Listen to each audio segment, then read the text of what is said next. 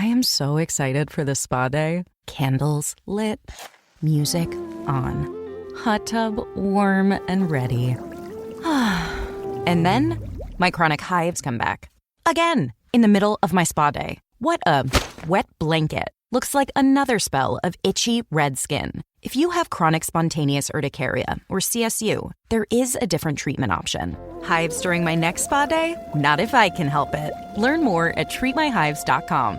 Ladies and gentlemen, non-binary listeners, heroes and heroines, crooks and crookions, the animals. The audio performance you are about to enjoy discusses casinos and gambling. We do not recommend gambling with money you cannot afford to lose or that is needed to pay bills. If you have a gambling problem, contact your problem gambling hotline. If you do not know how to contact your problem gambling hotline, send an email to help@casinocombat.com. We will find that number for you and provide it to you. Our host's past performances are not indicative of anyone's future performance, including his own. All materials presented here are based on actual facts. Names and dates are changed to protect the innocent and the guilty. Some events unrelated to outcomes may be omitted in the interest of brevity and clarity. The contents of this episode are the property of Volcanic Dingo LLC. All rights reserved. It's me. It's TRG, the Rambling Gambler, just trying to make a living and doing the best I can. Welcome to episode 176 of our Casino Combat Podcast, an episode pulled together in a spirit of randomness and chaos. Lyrics, dude. Recite him some lyrics. Don't you know I'm human? Have thoughts like any other one. Sometimes I find myself long regretting some foolish little thing I've done. I'm just a soul whose intentions are good. Oh Lord, please don't let me be misunderstood. Always a concern of mine at some level. My intentions are good, but it would be easy enough for something I say to be heard the wrong way. And that lyrical reference is brought to you by Kismet. I asked her for something that spoke to randomness and chaos, and that's where we ended up. Why randomness and chaos, you might ask? Well, that may actually be the name of this episode, is Randomness and Chaos, because this episode has been created almost completely randomly. Not in the sense that I pulled up random words on the internet or anything. Just out of the chaos of my life, we get this particular episode. If this is your first time, stick with me. We call this the story about the episode to get to the episode. And by the way, if you are wondering, this podcast is about gambling. If you can tolerate random stories, side quests, and rambling asides, I will teach you how to consistently beat the game of casino gambling. I really will. I will teach you how to beat casinos at their own game. I have taught a vast number of people already, over 100,000 times.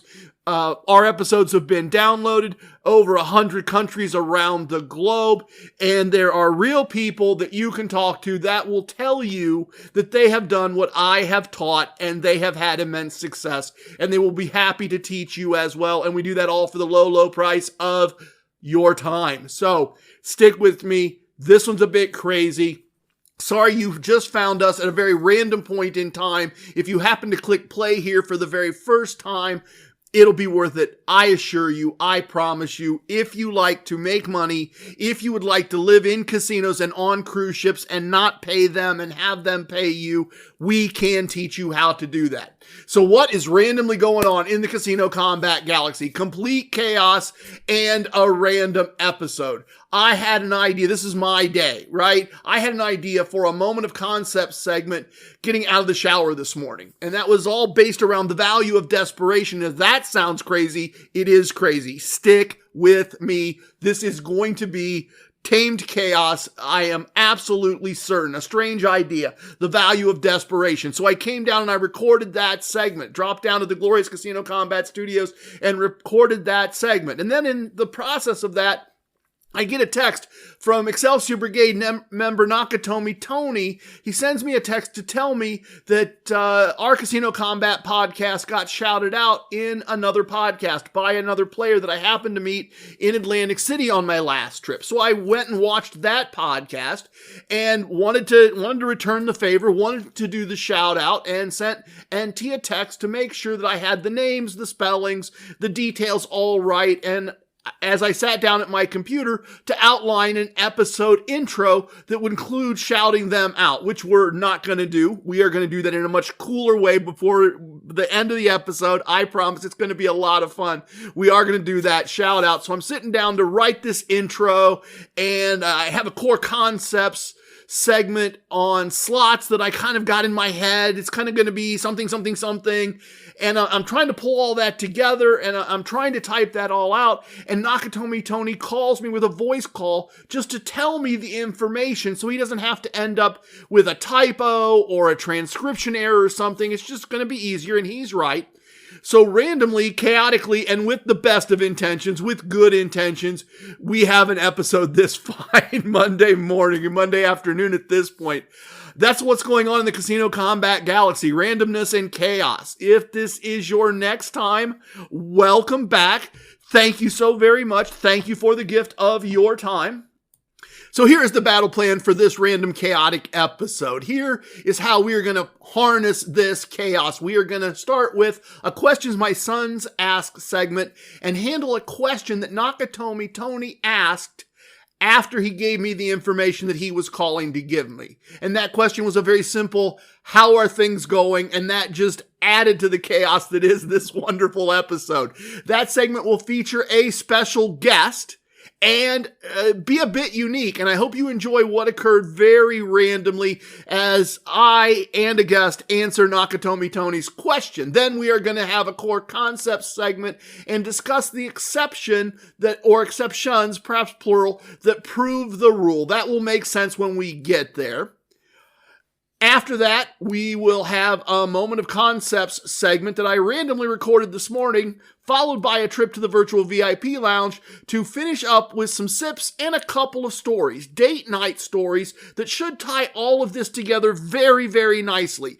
Excellent illustrations of living a casino-enhanced lifestyle and wanting to win more than you want the action. Cool, spelled with a K. I seem to have randomly found a theme. I've randomly found a theme. We'll get there. Trust me, we'll get there. I'll stay random. I was going to say, I'm not just going to check the big book of numerology, but you know what? As I said, this has been random. This has been chaos. Let's randomly go check the big book of numerology. We have not done that in a minute. And let's see just exactly what it says about the number of our episode, the number 176. Sometimes those things are spot on, and I have no idea what that tells me about numerology, but I do know it tends to be true. In numerology, the number 176 is a powerful combination of the energies of numbers 1, 7, and 6, representing new beginnings, spiritual awakenings, and love and material possessions, respectively. Date nights, love, the big book of numerology might be failing us here, everybody. It might be. I am not seeing the connection so far, but let's continue reading and give the book another chance. Sometimes we just got to dig in a little deeper. The book says this number signifies the balance between spiritual and material aspects of life, encouraging individuals to find harmony between their inner wisdom and outer achievements. There we go. There we go. Now the big book of numerology is firing on all cylinders. This episode is going to talk about balancing, winning, and playing in a number of different ways. And in some ways, that is the chaos that is the casino. And in this random episode, we're going to do that. We're going to talk about balancing those things, about managing the chaos. And it takes inner wisdom to balance the achievement of winning and the process of being in the casino. And we talk a lot about wisdom here. The book came through for us. That's excellent. All right, one last thought before we get started. If you are new and you got this far and you are thinking, how does this teach me to win the game of casino gambling? This guy is full of it. I am going to ask you sincerely, stick around. I have said you caught me at a random moment in time. A fun episode, I think, an interesting episode, and I am coming with the best of intentions. I am just a soul whose intentions are good, but I'm also riding the wave of chaos, hoping I am not misunderstood. This episode is going to be really useful to those folks who have already learned how to play the way I play, who already know how to do what has been taught. It may be this isn't the best starting point for learning to do what we do. My feelings will not be hurt if you decide to pause and go listen to episodes 62, 63, and 64, and then come back here. Those are great episodes to start learning how to beat the game of casino gambling. Or the first 10 episodes are great. Or go to the Casino Combat, spell combat with a K, YouTube channel, and listen to the Boot Camp spelled with a K, playlist. That will teach you the core concepts of casino combat. Those are excellent ways to start. You can also visit the website, casinocombat.com, combat spelled with a K. Download the flowcharts in the Fred section. The flowcharts for TRG2, always be grindin', and TRG4, win more, keep more. Those are the two wagering systems that so many of us use to beat 50-50 wagers, whatever that 50-50 wager might be. Blackjack, baccarat, pass, don't pass, craps, roulette. It will all start to make sense to you at that point. And if it doesn't, feel free to email me, trg@casinocombat.com. Spell combat there with a K. I will be happy to help. Don't walk away. I will be happy to help if you are confused by the random chaos that you have just walked into. We will help you win consistently, and I will be happy to personally answer your questions and put you on a path to that kind of success. And that is not an offer that very many professional gamblers make. That is a very unique offer. So I hope you stuck around. I hope you got this far. We are gonna, without further delay, jump into the battle plan. Let's do a questions my sons ask segment and answer Nakatomi Tony's very complex question. So how's it going? What?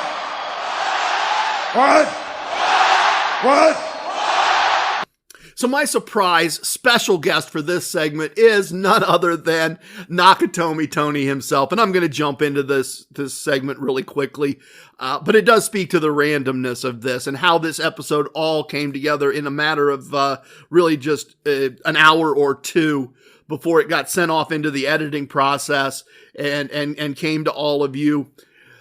Nakatomi Tony called me. He gave me some information that's going to be in this segment. And he just asked the simplest of questions. How's it going? What else is going on? And I started answering that question, and it soon led to a conversation about slots and slot play and outcomes and strategies for the casino. And I kind of chopped myself off. I chopped myself off right there. I saw where I was going. I saw where he and I were going, and I stopped it. And I moved the phone over by the microphone, and I pressed record, and I recorded me monologuing with some prompts and some jump-ins from Nakatomi Tony. But it is completely random. It is a phone call unplanned, unsolicited, unexpected, quick information that turned into a really unique, I think, set of answers, and I think set of answers that tie together what I want to do today. So we're going to get a shout out here. We are going to get a shout out here, and let me do it again. Let me do it again real quick. I met a guy named Chris. He goes by Dice DGen. He has a YouTube channel called Dice DGen, and I met him in Atlantic City at Harrah's around the craps table, and he's also doing a podcast called Full of Chips. And in that podcast, he referenced a conversation he and I had. And in that conversation, it struck me that Chris and I play blackjack in very different ways. And he didn't do that or very similar ways. I'm sorry, kind of getting ahead of myself verbally there. But it struck me as he and I were talking that he plays much the way I play, and that's purely organic on his part. He was not aware of me. He'd never heard of me. He was not someone who listened to me.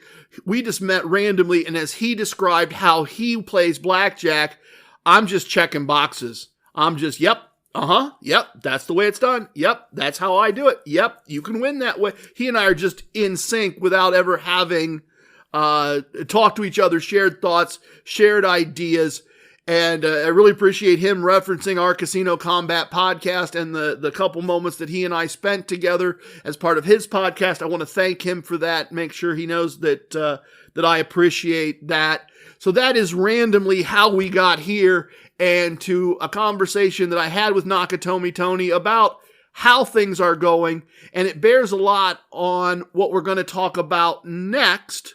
So here's the conversation, and that conversation will be a really nice lead into our Core Koncepts segment when we talk about why there are a couple wagers that are the exceptions that prove the rules that kind of make this engine of success in living a casino lifestyle go. So here's that conversation. So anyway, guys, here's the setup. I'm working on the new episode.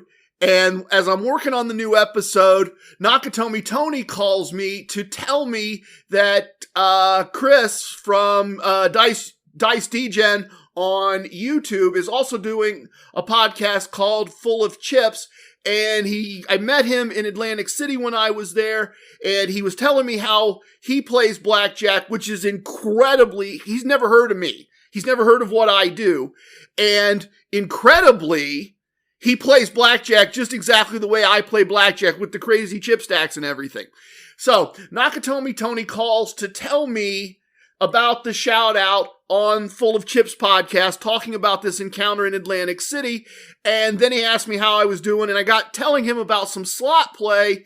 And since he has time for the phone call, he's here with me. And I just thought I'd finish that thought for all of you so that you can kind of sit in on the conversation. So in that regard, Nakatomi Tony, thanks for the impromptu segment. This should be fun. But the question was, how are things going? And I was talking about slot play. And the great thing about my slot play lately is I've been in positive variance. But the crazy thing is the positive variance is somewhat not helping me generate tier points, which is what I want to do at the horse track, because my slot play has gone down a little bit there. I want to put some money in.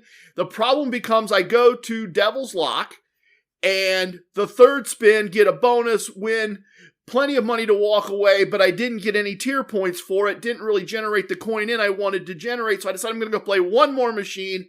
They've got a Dean Martin machine that I really like, and so I go to play that, and on the second spin, it goes into a big bonus and generates way more than 10%.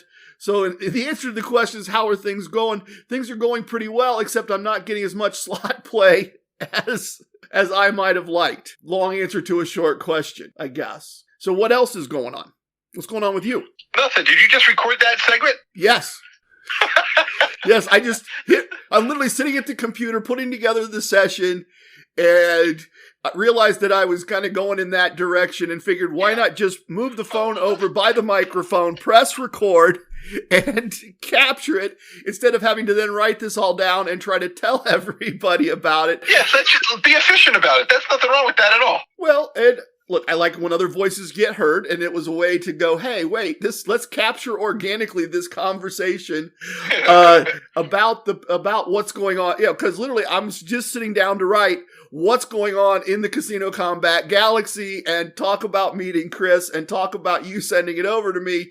And as I'm getting ready to type it, I'm sitting at the right computer in the glorious Casino Combat Studios, and I figured, why not just press record and grab this, and we'll put this right there in the segment. And then here's the follow-on thought, because the next segment on our battle plan after I finish up this intro is going to be partially about how slot play both breaks and doesn't break one of the core concepts.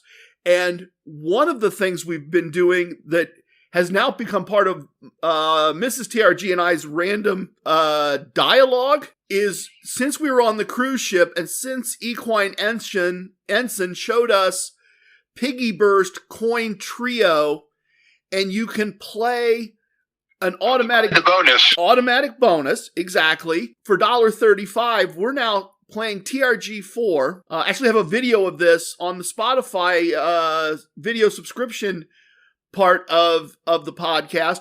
But Mrs. TRG will just look at me and go, and I'll say, well, do you want to get going? Or something else you want to do? And she'll go, I think I want to go flip some pigs.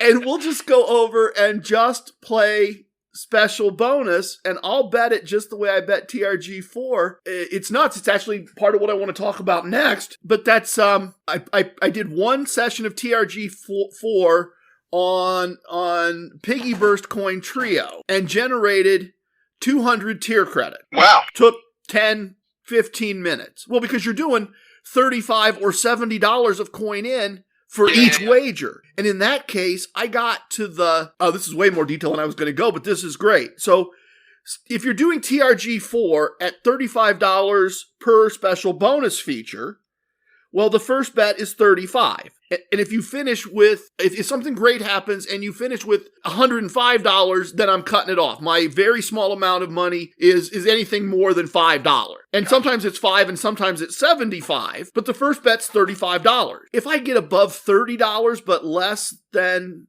$35, that's a push. We make the same $35 wager again. If I get more than $5 profit, I leave. But if I lose most of the $35, the next wager, TRG4, is $70. Okay. So you start with $100. As long as you bet $35, you've got $65. As long as you win at least $5 on the special bonus feature, you've got enough money out of the $100 to make the next wager, which is a 2-unit wager, which is $70, right? Now you got a real good chance, just like in blackjack, you've got a really good chance of recapturing the $35 you just lost because all the payouts are doubled. And if you don't get all the way to a profit, well, the next wager in TRG4 is 1 unit, so you have $35 left to make that bet almost always. Gotcha. And now you have the possibility of a push, or you have the possibility of winning, so you don't have more than 100, but you have 70, which is like winning a $35 bet at that point in TRG4. So the next bet's 70. So this day that I generated the 200, I actually kind of went through that process. I made a $35 bet and pushed. I made another $35 bet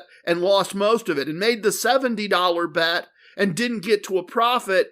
But the next bet then is 35. So I made multiple bets and multiple plays before finally winning $9. Right. It's like that slot machine I showed you in Atlantic. Yeah, it's like, what was it? Rhino Rampage, where you can buy the bonus and the levels are $10, $20, and $50. Yep, and I've been looking all over for that machine. I know I'll find it because that would be a great machine to do this with, because now it's only $10. That's Bank of 3 machines are only in Ocean. I haven't seen them in any other casino in Atlantic City. Nor have I seen more of them in Ocean. Like, that's the only 3 I've seen. Interesting. I found something. I need to memorize the name, but I found something that has a crazy rabbit on it. Real cartoony kind of rabbit. And it has buy the bonus for $50. And I haven't quite figured out what I need my buy-in to be. Yeah, right. On that. But the crazy part is in like 15, 20 minutes, I win $8, $9 and generate 200 tier points. Right. Now I go play blackjack for like an hour and a half and check, and I got another 200 tier points. Nice. But how crazy is that? Same points in slots. Right. For just such a small amount of... In minutes. In minutes. And then I thought, even more importantly, capital at risk. Yeah, right. Right, because I'm only putting $100 in the machine. Blackjack buy-in is more than that. Right, yeah, right.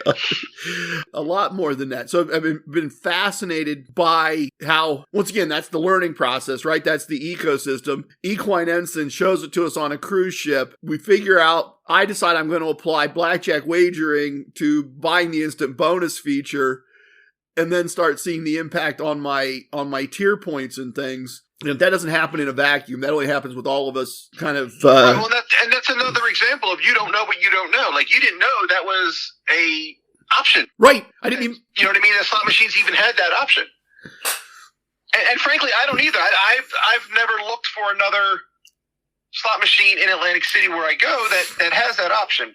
I stumbled across these Rhino Rampage machines one time, and that's where I go. Well, I think I've started to detect, I was trying to show it to my wife, but I think I've started to detect kind of a pattern, which is the machines that have it kind of usually have some type of rounded off square graphic right beside the denomination. The denomination is almost always on every machine, lower right corner of the glass. Right. And the machines that sell the instant bonus feature, the icon for it is almost always a square immediately to the left of that denomination marker. To your point, to your point of you don't know what you don't know. Now that I know, I am like, sure. every casino I walk through now, every machines I normally don't even look at, I'm paying attention to that little part of the screen. Definitely. To look for that icon. But I'm finding more of them at 50 and not anything less than 35. So it is a kind of a larger bet. Well, the next time I go to Ocean, I'll try to take a picture so you can add it to your collection. Yeah, good idea. Yep, I should have. You don't know what you don't know. I didn't know it was going to be part of the podcast that day when I wandered into the casino. And interesting there, the way I found out about it was Equine Ensign had several family members on the cruise, and 2 or 3 of them, maybe more. If I'm wrong, I apologize to him. But several members of his family placed in the blackjack tournament. Okay. And so one of them had 400 in free slot play, and one of them had 100, and one of them had right? Between them all, however many there were, they had like $1,200 in free slot play from how they finished in the blackjack tournament. And so the story he was telling me was not about the bonus feature. He was telling me that they decided to pool all of their free slot play it together as a group, and divide the outcome. Okay. So they've got this 4 digits worth of free slot play, and they used the bonus feature to play it at $50 a spin on another coin trio game. Nice. And ended up like almost doubling their free slot play. So everybody got their 25 or 20% or whatever it was of the money. So he's telling me about how they turned a small amount of free slot play, relatively speaking, into a larger amount of free slot play. And he's telling me that they did it by buying the bonus feature on this machine. And I'm like, wait, what? You bought, what is this buy the bonus feature that you're talking about? Yeah, back up a second. Yep. So it's only because then he backed up, told us about that then we walked away and our table wasn't ready. And I'm literally going, wait, no, we need to stop at the bar. And the group consensus was it was too early to start drinking. And I was like, no, that's fine. I don't care about that. No, I need to borrow a cocktail napkin. And no, I need to get my phone out and I need to type this up so that I don't forget. And my mind was blown for about an hour. Yeah, sure. In the realization that I could do TRG4 on a slot machine. Yeah, it's crazy. At $35 a hand. Who thunk it so many years ago? Exactly. Never. But, and then to have it all the way progress to the fact that we're looking for machines and we've now got a name for it. It's now Flipping Pigs. That's funny. Well, hopefully the trend will continue and there'll be more slot machines with that feature because I like it. Yeah. Yep. Me too.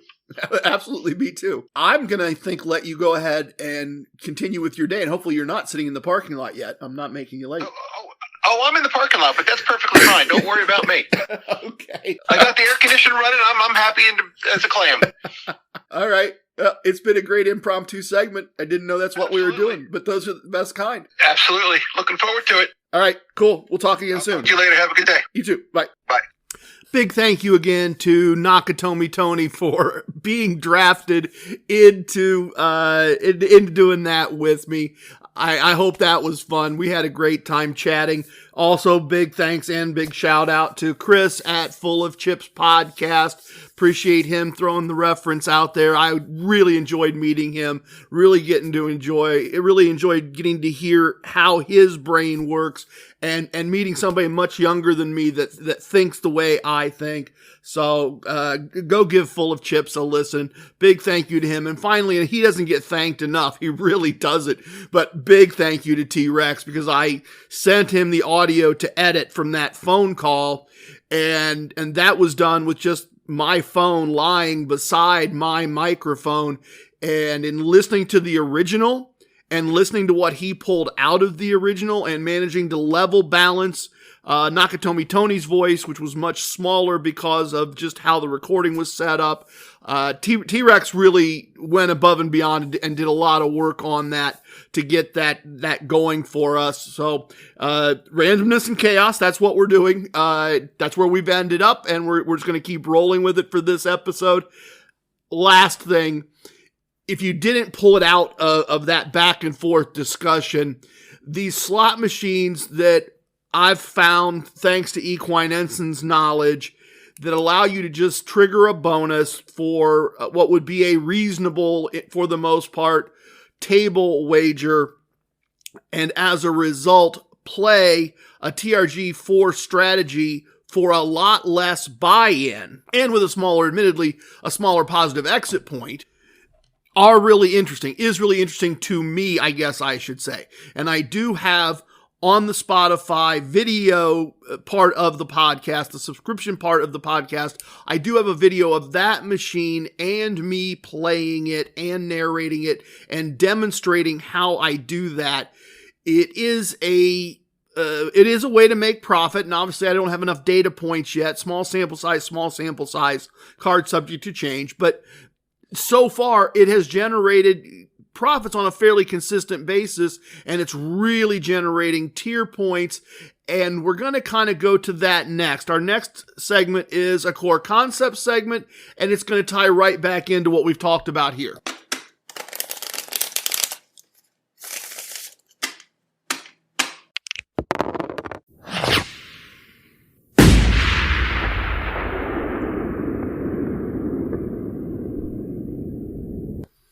If you aren't familiar with the core concepts of casino combat, you really need to be. You really honestly need to be aware of them. And if you look at them and go, well, of course, well, that means you're already well on your way to being a skilled gambler or are a skilled gambler. But the core concepts are the fundamental ideas that I think are essential as a starting point to being good at the game of casino gambling. And I'm not going to recap all of them.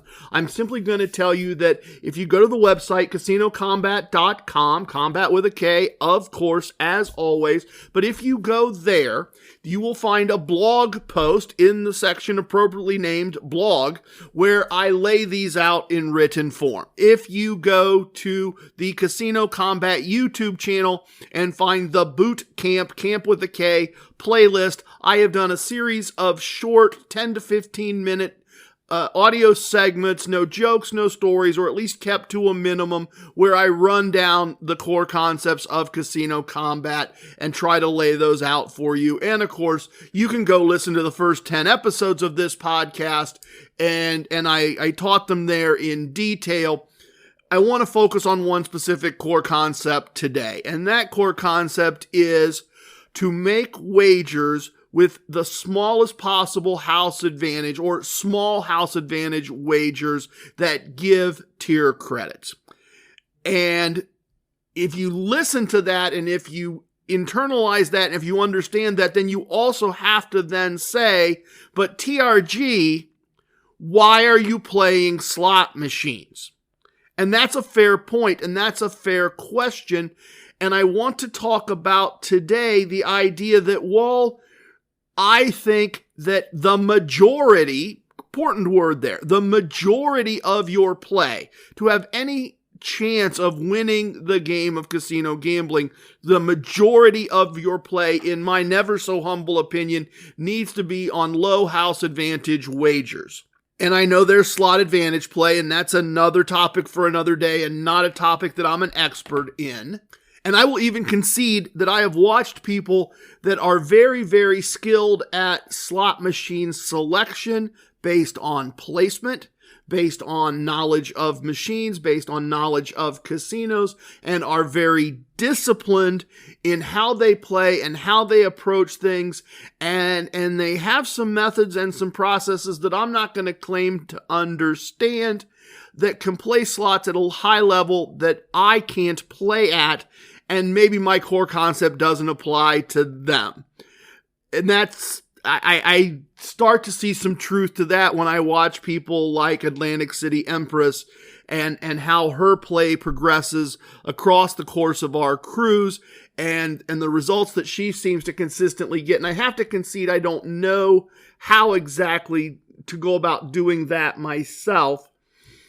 So I think there are some exceptions that prove the rule. And I think that for me, slots are one of those, because where slots fit in for me is that they are an engine to generate free slot play. And I make enough on the free slot play to make up for the small amount of losses that I take on playing with cash. When I do TRG slot strategy El Numero Dos, generally, if you've been listening, most months I end up taking a small cash loss.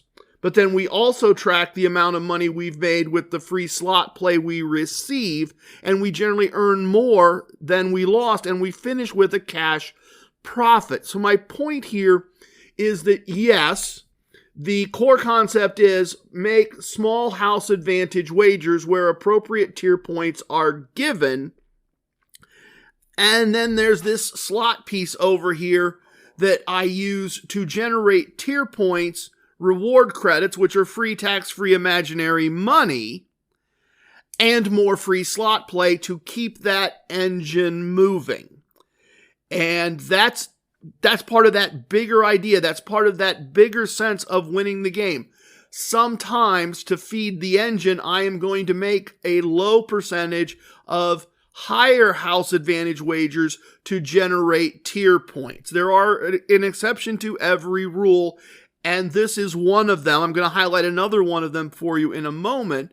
And where this, and that's where this idea that I was talking with Nakatomi Tony about of, I found this bonus feature.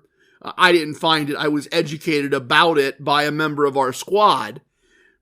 But then I'm using this feature and I'm using something else we know works, and I'm testing something new, and I'm applying TRG4, which I know works, with limited capital compared to a blackjack buy-in.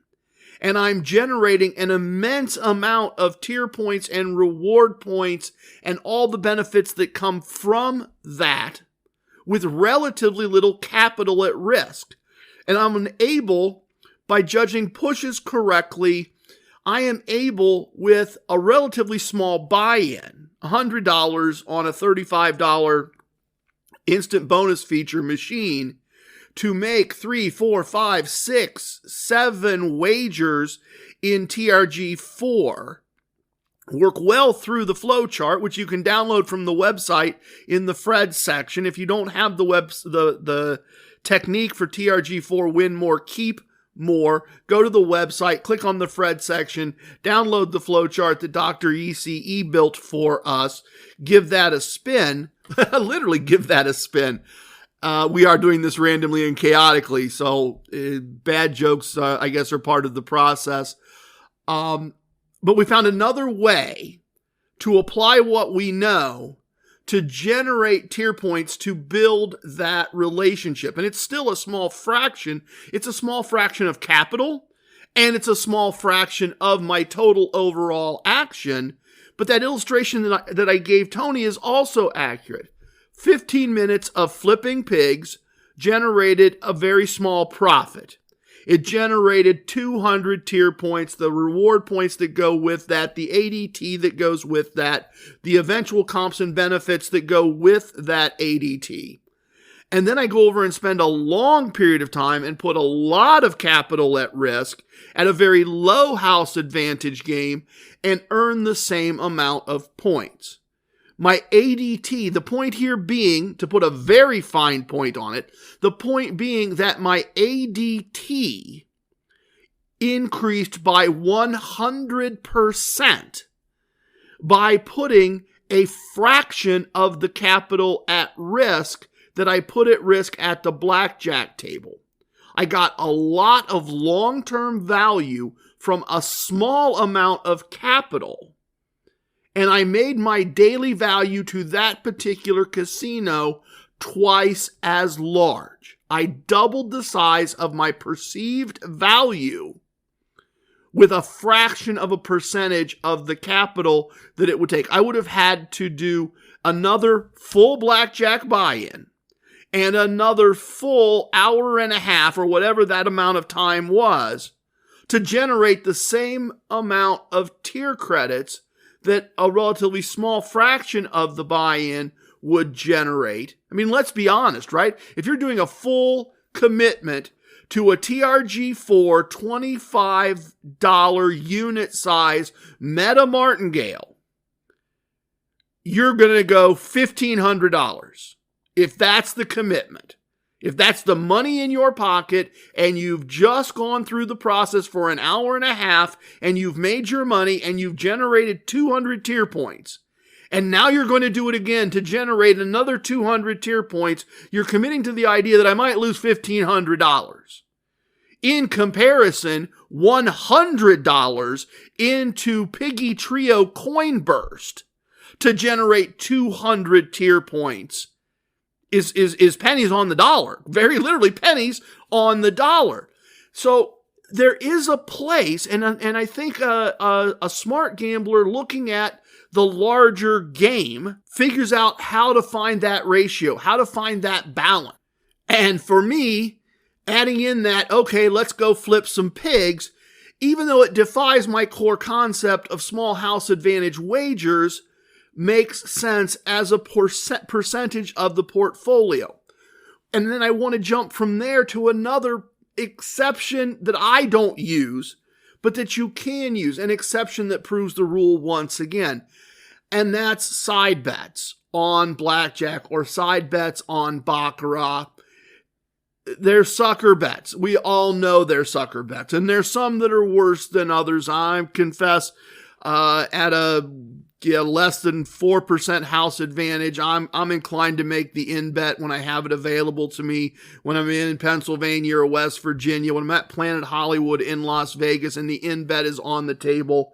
I'm often inclined to do a separate buy-in, a separate stack of chips, and play that, because I find that house advantage not too horrible for the payouts that are provided. But where I want to say that this fits is, let's take a hypothetical, okay? Let's take a hypothetical based on real life. Suppose you are on a 7-night cruise and you go a little easy the first couple of days because you want to make sure you don't get blown up early. You want to make sure you have staying power. You want to make sure that your score is going to end up where you want it to be to get that next cruise. And you get to the second day or the third day and you have access to your host and you say to your host, so where am I at? How am I doing? How do things look? And your host says, well, you're fine. But if you're looking for the next cruise, if you're looking to justify the comp that you already received, maybe you want to try to find a way to boost that ADT number a little bit. Everybody would like to see a slightly higher number in a way that makes sense to you. So what can you do, right? You can stick to my core concepts explicitly, precisely, and stick to very low house advantage wagers, and you can increase the size of your wager, or you can increase the number of times you make that wager, or you can do a better job. If you have not already been doing it, you can do a better job of working and politicking the pit boss to increase your average wager number as it's recorded in the computer, right? Because what is our score at the end of the day? Average wager, number of times we made it, and the house advantage on the wager. Now, we can inflate our wager, or we can make it more often. And we can inflate it either by really inflating it or by getting it to be perceived as larger than it is by the pit boss and entered in the machine. Or we can play around with the other part of the equation, right? We can play around with the house advantage on the wager. We could, for instance, and I think perhaps Virginia casino player Doug did this to advantage on the blackjack cruise. If you move, for example, from the blackjack table to the Spanish 21 table, the house advantage goes up. Therefore, your score per wager goes up. you're increasing your value to the house by taking on some additional risk. You could put some money into slots. Keep doing Don't Pass Craps if that's your choice. Keep doing Baccarat if that's your low house advantage wager of choice. Keep playing blackjack with basic strategy if that's your low house advantage wager of choice. And then you can add in a little bit of slot play, very high house advantage wager. Or you could decide, because almost all casinos, if you bet the side bet, they evaluate the side bet as a separate wager. They record your blackjack average bet and they record your side bet average bet. So you can decide, I'm going to use an exception that proves the rule, and I am going to add a small side bet wager, and I'm going to work the pit boss on that too. Because now what you should hear, right? So we've got this theoretical situation. Let's back it up and then run it forward one more time. We've got this theoretical situation. We're on a cruise for 7 nights. We play for 2 nights. We talk to our host. Our host says, if what you're trying to do is justify this comp and earn the next comp, you might want to try to generate a little more action. And you decide you're going to generate that additional action by playing a little longer session and by increasing the house's advantage by making a side bet. And you know that for the most part, that side bet is not a good bet. It is not a smart bet, but it is a smart bet because you're using it as a tool to put time on table to get you where you want. And now when you talk to the pit boss, you've played for a little while and he comes by or she comes by and takes a look and you flag him and you say, hey, can I ask you a question? How do you have me rated? And they say, well, I've got you at a $35 average wager. If they don't then say, and I have you at this on the lucky ladies, or I have you at this on the pair square, or whatever that side bet is, you want to say, and what do you have me at on the side bet? And they might go, oh, I didn't know you were making the side bet. At which point you can go, oh yeah, I've been $5 or $10 on that consistently. It helps if you have been that consistently. It helps if you have that bet in the circle. And likewise, if they say, well, I've got you at 35 on blackjack and I got you at $3 on the lucky ladies. Well, that's once again where we want to use the equine ensign techniques. We want to be excellent in this and go, I've been 50 to 75 as often as I've been 25. I'd be happier with something above 50 on blackjack and that side bet. I'm usually on it and I'm usually at least 5 and I've been up to 10 a few times. Yeah, I'd be comfortable with something higher than 3, closer to 5. And if you politic on both bets, same amount of wall time, 2 wagers, not 1 wager, you're going to increase your ADT. You're going to increase your score.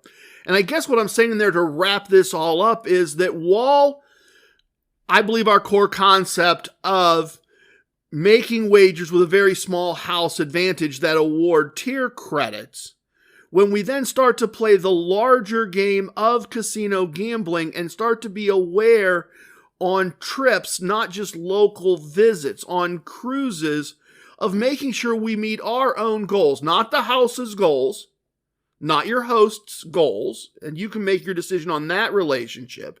But if we're trying to meet our own goals, sometimes we may want to have an exception that proves the rule. We may want to work in a small percentage of lower house advantage wagers. And that certainly can be slots. I think over the 5+ years of doing this podcast, since I've had the Slot Tactics ebook out there, I think we've proven that slots can be a profit generating part of what we do as gamblers. So whether it's slots, and that's TRG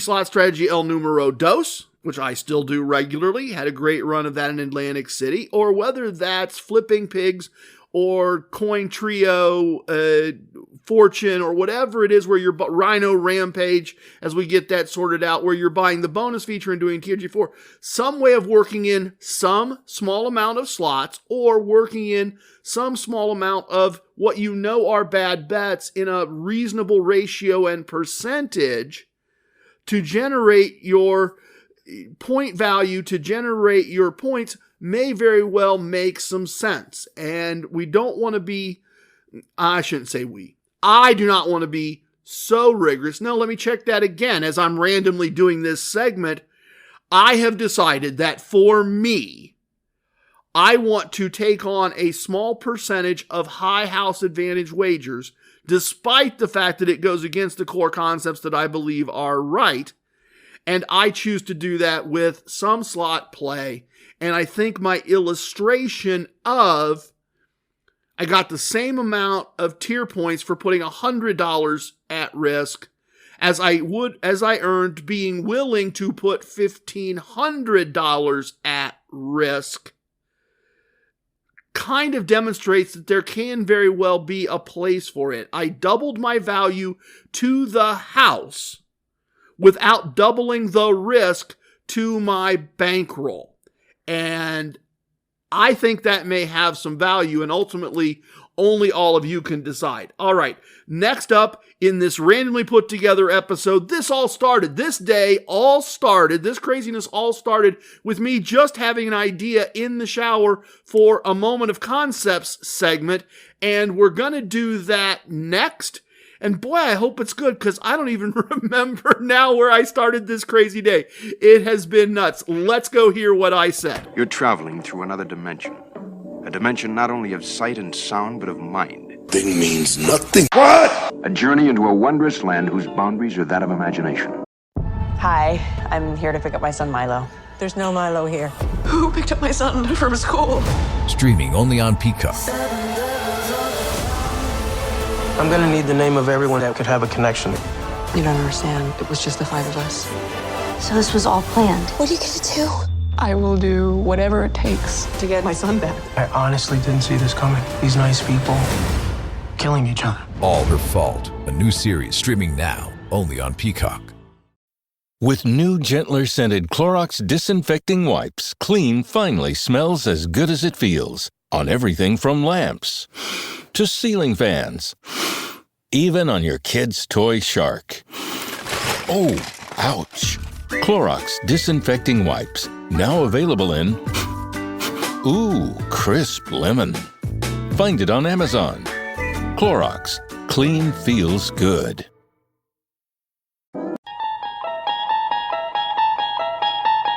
Moment of Koncepts segments ideally they're always about ideas, admittedly, and I use this space for ideas in general, for things I think are worth thinking about, pondering, wondering about, looking at.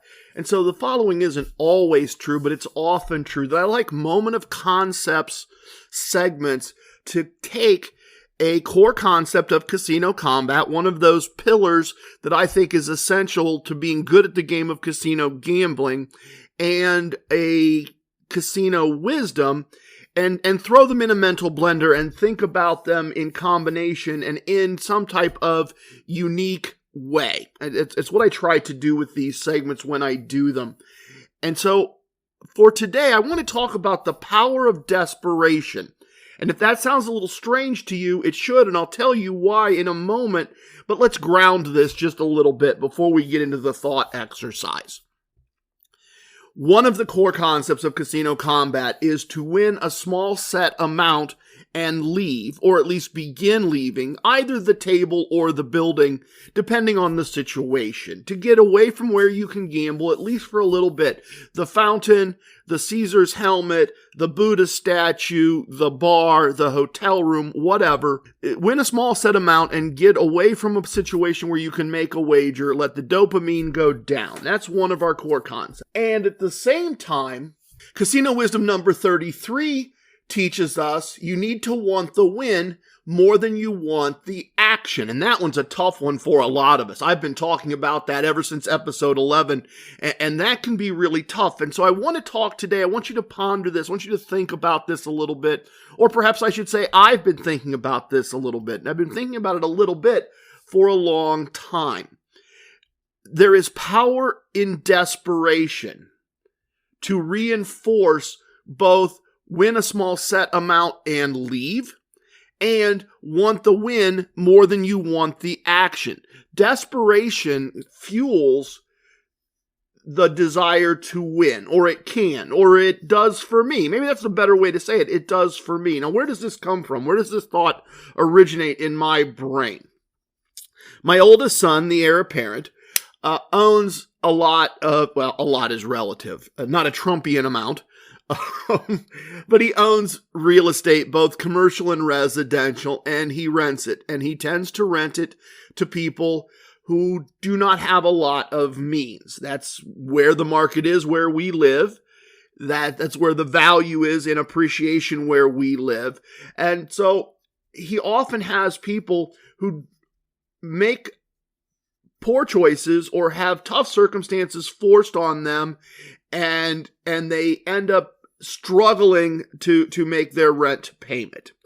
And he always says, desperate people make bad choices. And in his line of work, that is true. The person facing eviction is desperate, and they will make poor choices around that desperation. And I get that. I do. I've lived those moments in my life quite a while ago of trying to make that choice between the car payment and the rent payment when I was in college, between the food plan and buying groceries as I went because I couldn't afford the food plan and afford the rent. I understand that from his point of view as the person owning the asset and renting it to someone else, that the person desperate to make that rent or struggling will make those poor choices. They will say things that are not true. I made the payment at the bank. I paid my rent online. Well, my son at the same time says, well, the bank has no record of your payment. There's no online record of your payment. Do you have a screen capture? Do you have an image? Do you have a receipt? And there's reasons why they don't have a receipt, but they made the payment. You can't evict me. You can't kick me out. You can't add the late fee. People who are desperate in that space will write checks that can't be cashed to get a few more days. All of those things. He's very right that in that environment, desperate people make bad decisions. But I would like to assert to you that for a gambler, desperation can help you to make good decisions. Or perhaps I should say that for myself as a gambler, and desperation isn't maybe the right perfect word, but it captures this thought. Desperation often causes me to make good decisions. Desperation often causes me to want the win, the small set amount, more than I want to keep playing. Now, how is that? How is that true? I am different, or perhaps in my own mind only am I different than some other people who gamble. I am often not gambling with, quote, extra money, and I did just make air quotes, but I'm not gambling with extra money. I am gambling with bankroll money, and the profits are how I eat. That's different, right? That's different from a lot of people. If you've got a regular 9 to 5, which is really a 9 to 6 or a 9 to 7. If you've got a regular job and that job generates a regular paycheck, and you have some extra money set aside out of that you can afford to lose, that you take to the casino, you are doing it from a point of view of entertainment. And that's a fine and wonderful thing. I'm not talking down on the idea of gambling for entertainment. That's certainly a valid form of entertainment, like golf or boating or knitting or any number of other things somebody maybe does for fun. But I'm gambling for profit. I'm gambling for revenue. I'm gambling for a day's pay. Gamble enough days and do it badly, and I actually have to go get a real job. That's not an exaggeration. That's not hyperbole. There is a certain amount of desperation there in a good way. I do not have the luxury of gambling and losing and gambling and losing and gambling and losing. I do not have infinite time. I do not have infinite money. I am gambling for revenue. I am gambling for profit. And if I fail too many times, then there is a moment there of desperation. And I mean that in the best possible way. In my case, and I would submit to you that perhaps for other people, if you can incorporate this into your mindset, and that's where we're going to go with this thought in just a moment, for me, desperation creates good choices. A desperate gambler, in my case, makes a good choice. I've won 7 units. I've now lost 3. 5 units will not be a day's pay, but 5 units is half a day's pay-ish, and that's a nice step toward what I want to accomplish. And if I win that much multiple times in a row, we're having steak and lobster. Lose that 5 units that I've already won several times in a row, and it's mac and cheese. And it's not lobster mac and cheese. It's box mac and cheese. It's ramen noodles. Now, that's an exaggeration. That's a mental model. I do want to make that point.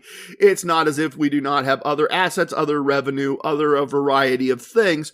But I gamble in almost all cases from not a point of plenty, but from a point of acquisition of resources to keep me from having to go get a real job. I am desperate to continue living the way I live and not need to have a real full-time 9-to-5 job. I would like to not do that.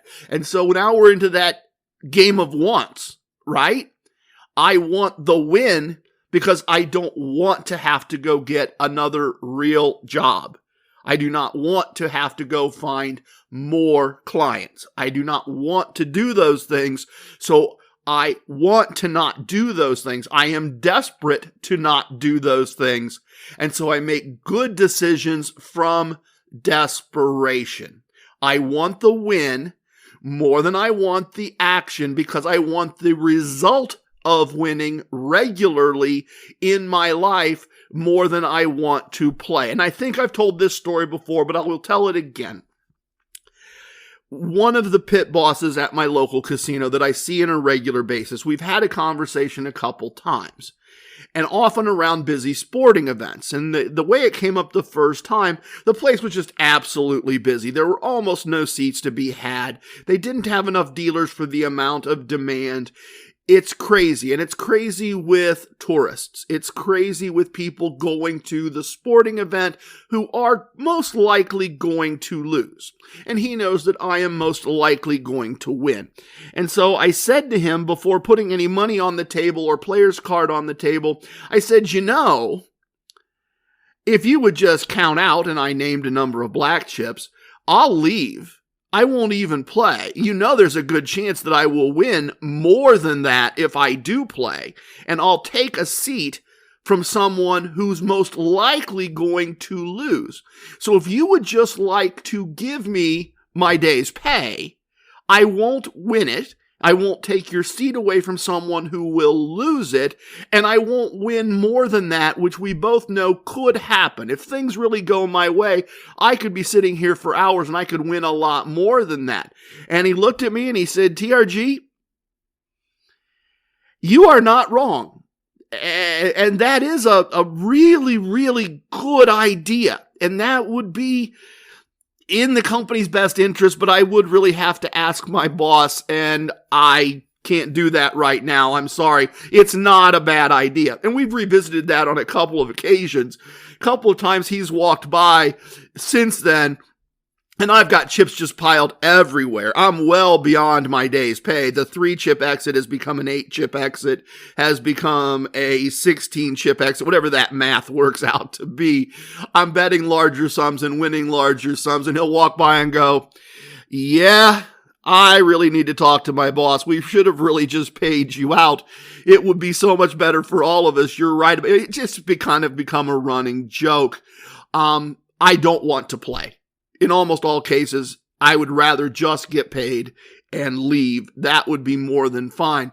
But I do want you to ponder this. I do want you to think about this. I do want you to, if you're someone with plenty of resources and playing with, quote, extra money, I wonder if fostering in yourself a mindset of desperation, a mindset of I must win something, is helpful. I'm wondering if it helps you want the win, if the win becomes essential, if the win becomes necessary.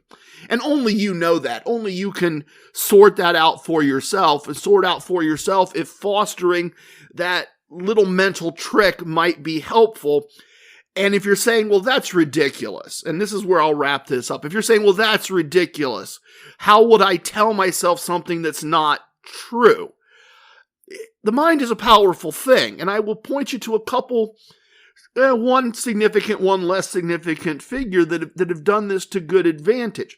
I'll start with the less well-known. There was a wrestler named Mick Foley, and he wrote a couple great autobiographies, and one of the things he talks about at one point is that in his own mind, he magnified a small, insignificant thing that happened with him and Dwayne "The Rock" Johnson early in his career, and he magnified it into something he knew in his heart. He knew there was no reason for him to be angry. There was no reason for him to be upset. There was no reason for him to feel slighted. But he constructed in his own mind a grudge, knowing that it was invalid, so that he could use it at some point in the future as the reason he had to get back at The Rock. It was purely character work, but he intentionally built something that wasn't true in his mind, that he knew at core, even wrote about in his book the fact that it wasn't really true. He just made it a thing so he could use it for future motivation if the situation arose. So that's a less significant example. And then I will point you to Michael Jordan, the basketball player, not the actor. Michael Jordan has, in several situations, commented on the fact that he played with a chip on his shoulder because he made up chips. He made up reasons to feel slighted. He made up reasons in his own mind to feel like he had to pay somebody back, even when they weren't real, because he could make the motivation real, even though at core he knew it wasn't true. He could make himself believe it was true, and that belief fostered in him greatness. It fostered in him the ability to go above and beyond what he was really capable with, because he was paying somebody back for doing him wrong. He had a grudge. He had a score to settle. And in the same way, you are probably very capable of doing the same mental gymnastics, the same mental trick to yourself. Or at least I think you probably can if you focus on it. That sense of desperation, that sense of I must win or else. And while it is very true that in real estate, a desperate tenant makes bad choices, I would suggest that at least for me, a desperate gambler makes good choices. That sense of I must win because I must eat, even though that is in reality an exaggeration of my personal situation, causes me to want the win more than I want the action. Because in my own mind, in my own mental construct, that win is essential for me to maintain a lifestyle that I very much want to maintain and have been successful at maintaining over the life of this podcast. That sense of desperation, that exaggerated fiction, if you will, that I must win in order to eat, means that I often eat on cruise ships. I often eat in VIP lounges. I often enjoy fine bottles of scotch that I would not necessarily enjoy otherwise. All of it's possible because I don't want it to go away. And I have probably in my own mind exaggerated the necessity of winning to the point where I want the win more than I want the action. All right, next up, we are going to stick to the battle plan and adjourn to the virtual VIP lounge. A little bit of the bubbly. Welcome to the most must-listen-to segment in casino lifestyle podcasting, the virtual VIP lounge. Our lounge is open and we have the best virtual everything, virtually all the time. Best virtual food and drink served in any virtual VIP lounge, anywhere on the interwebs. Guaranteed or your money back. All right. Thanks, Fred. I appreciate that. Thanks for taking care of that for us. I was not planning on doing this at all. So as always, if you can, thank you for joining me. I do love VIP lounges. Cherish the time I get to spend in them with friends old and new. Certainly our opportunities in Atlantic City to sit down as a squad and have a meal and spend some time together and swap stories are memories that I will absolutely always cherish. But in the randomness and chaos that has been this morning, this afternoon now, I have some still water here and I have half a blueberry muffin that I haven't finished because I've just kind of been bouncing off the walls, talking. So welcome to our virtual VIP lounge segment for the day, for the randomness and chaos that it is. And I am going to tie in to this idea of wanting the action more than wanting the win. I'm sorry. So random and chaotic, I'm getting it backwards. Wanting the win more than wanting the action. And I want to do that and also focus on a couple quick stories that focus on this idea of when it's available to you. And I realize we're blessed in this regard and how available it is to us where we live, but living a casino enhanced lifestyle. It is not always about the casino visit being long and extended. And it's not always for us about getting as much in as we can. Sometimes it's just, how does a casino availability add value to our lives or to what we were going to do? Or how do we use our casino relationship to build other relationships, to do other things, to have extra value? One of the ways we've done that a couple times lately is that the horse track has been doing a promotion where both my wife and I have a small amount of free slot play, and we both have a gift, and it is Friday, and so we'll make a trip there toward the end of our day. Mrs. TRG does her work for her work day. I do my work for my work day. I arrange my day to be back near our home. I grab her. We head out to the horse track. We play our free slot play. We pick up our free gift, whatever it might be, times 2. And then often we'll stop there in their food hall and use our food comps to generate our dinner for the evening so that we're not buying our own food. So a food comp, a gift, some free slot play, money in our pocket. And then we get down to the large casino, ideally right around 6:15, 6:30, because there's often another gift of some type. A lot of times it's gear. A lot of times it's a t-shirt, a hoodie, a fleece, a something like that. And I have some additional free slot play. And then we'll take that value. And so I want to tell you, in that context, that is a casino enhanced lifestyle. That is a pretty cool, for people our age, casual, quick, little mini date night where we're getting paid to go through that process and to spend that time together. And we've had a couple interesting ones recently. And the first one is, so we walk in, we pick up the free bed and we pick up the free t-shirt, and we go up to what used to be the VIP lounge that's now just kind of a cool hangout, craft cocktail, piano bar with some blackjack table space. And it is not open because it is reserved for people playing in a big poker tournament, big World Series of Poker qualifying tournament is going on, and they've kept the lounge closed, not open as it usually is, but it is open to people playing in the tournament. And so we're kind of disappointed because we enjoy that space. But we go downstairs and we find a blackjack table so that I can play my free bet. And like the second bet, and Mrs. TRG, the radiant goddess of casino combat, is playing kind of her version of TRG4, and she loses her second bet, or loses her first bet, makes her second bet, which is 2 units if she's playing a version of win more, keep more.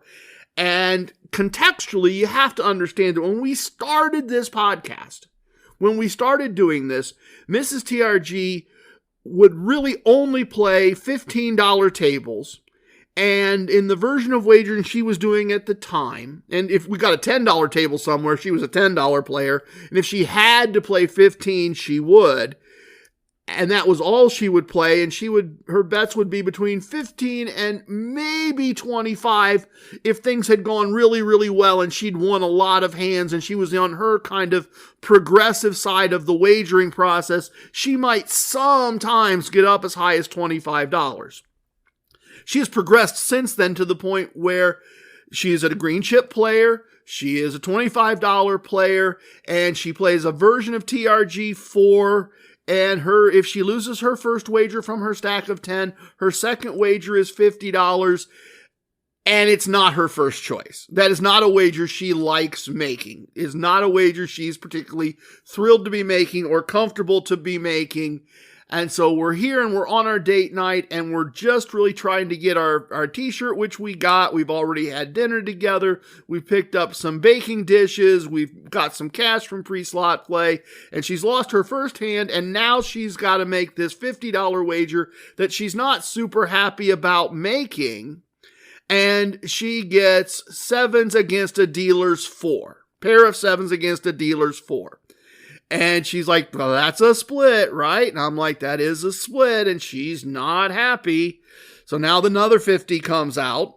And the first card that she's dealt is a 4. And so now she's got to double that. And now she's really scared and really not happy. And I forget what she got on that. It's not germane to the story. Bottom line is she ends up with 3 hands at $50 a hand. 2 of them doubled, and she's got most of her buy-in on the table, and she's shooting daggers at me with her eyes, and she wins, and she collects them all. And now she's ecstatic. Now she's thrilled. Now it's great. And her next hand is just a 1-unit bet, and she gets a blackjack, and the hand after that is another pair. She's only got a $25 wager, but it's another pair that she needs to split. And one of those is a double and she wins all 3 of those. And she says, okay, I'm done. And she's joking. She is completely joking. We have played 1, 2, 3, 4. We played 5 hands. We played 6 hands. She's joking around. And I said, okay, I'm fine with that. And she goes, well, no, you didn't play. And I said, okay, I've played multiple times this week. I'll play so I'll tell you what, I'm going to keep betting this 1 chip until it's gone. And she goes, okay, well, I'll bet this 1 chip until it's gone. And we played another couple hands and she lost her chip. And a hand after that, I lost mine because I'd had a couple pushes in there. I hadn't really done anything. And we finished up and we played less than 10 hands. We hadn't played hardly at all. I was up 1 unit. She had won enough money to make the trip more than profitable enough for us for the day. And her point of view is, well, you didn't really get to do anything and you really didn't win it. And I'm like, we won. We have more money walking out than we had walking in. We ate a comped dinner. We spent time hanging out. We picked up bakeware. We have another t-shirt to either wash the car in or to donate to a charity. We have a nice chunk of money. And in my head, I'm going, yeah, I want to win. And we've won in all phases. I want that more than I want the action. I don't want to now go get on a $15 craps table and risk part of this bet. Not in this situation. Not in this time. In this travel situation. I'm ready to just head home, avoid Friday night crazy, and feel like I've checked all of the boxes. The casino has enhanced our life. We have lived a casino-enhanced lifestyle. Value has been added because of what we know and how we know to do things. And a few weeks later, we repeat this process. And now when we get to the casino, that bar is open. That former VIP lounge turned piano bar is open. And we're there before they've opened the blackjack tables. And we find a nice spot at the bar. And they have a wonderful craft cocktail selection they've created specifically for this bar. They have some wonderful high-end bourbons available there, some very high-end bourbons. They have some bourbons that are up to $200 an ounce, and I'm not partaking of those. But we have a very lovely craft cocktail. We get in a conversation with another couple that's there in the bar. We're just enjoying the lovely space that the casino has provided. The cocktails are half price, because I have the right tier status. In my state, they can't comp our drinks, so we have to pay for them, but we pay a very small price compared to what the price is on the menu because of the tier status that I hold. And the piano player starts playing, the keyboardist, I guess, because they don't have a physical piano. It's just a keyboard that gets brought in. But the keyboardist is playing. It is like sitting in our favorite bar on a Royal Caribbean cruise ship and listening to the piano player play at the end of the night. And we're making requests, and the bar is filling up a little bit, and people are singing along, and we're having a wonderful time. And we get to the point where the piano player is going to take a break, and we head over to the blackjack table, and we buy in, and we play about a shoe. We play about one shoe. And at the end of roughly one shoe, or because maybe we came in somewhere in the middle, but at the end of the shoe, Mrs. TRG is up more than a day's pay. And I am down one chip. We've been playing for 15 minutes, maybe. And she looks at me and I look at her and she says, "Do you just want to record my win?" And I said, "No, I want to record your win and go have a second cocktail and listen to the piano player when he comes back from the break, and then I want to head home." And she goes, "But you didn't win anything." I said, "No, you won today. You won more than enough to cover my little one chip loss and have a day's pay profit. And we have the gifts we received at the horse track, and we have the meal that we received. I'm happy to hang out. I'm happy to stick around. I like this environment. I like these people. I like this place. I'm happy to hang out and have another wonderful old-fashioned, but I'm good. There's no reason to me to try to chase winning back one chip when we can just take one of your chips, move it over here, and record that you had a win well in excess of what I try to win when I go somewhere for a day. There's no reason to put more capital at risk. The casino has enhanced our life, and I want that win more than I want to sit here and play. I'll happily enjoy the piano player from the bar." There we go. Thank you very much. I hope you've enjoyed the randomness and the chaos. I hope the craziness has in some way given you some little nuggets, some little pearls, some little things to think about. It's not what I sat down to do. It's been fun, but I'll confess it's kind of later in the day and it's taken more time than I expected, and I am going to move on to some other things. Glory, take it away. Please tip your waitresses, tip your bartenders, tip your dealers. If you have a host, tip your host. But don't tip away your wins. TRG has spoken. Everything you heard here is true from a certain point of view. In 10 years, we may find out he was wrong about all of this. It's time for leaving, and I hope you understand. TRG was born a ramblin' man. Love it, hate it, it don't matter. Please share with your family and friends. Goodbye, everyone. Thank you for listening. The best part of the podcast is next.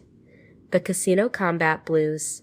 Thank you again to Fish Audio for providing my glorious voice. Special thank you to my original actress, author, Julia Tverdovskaya.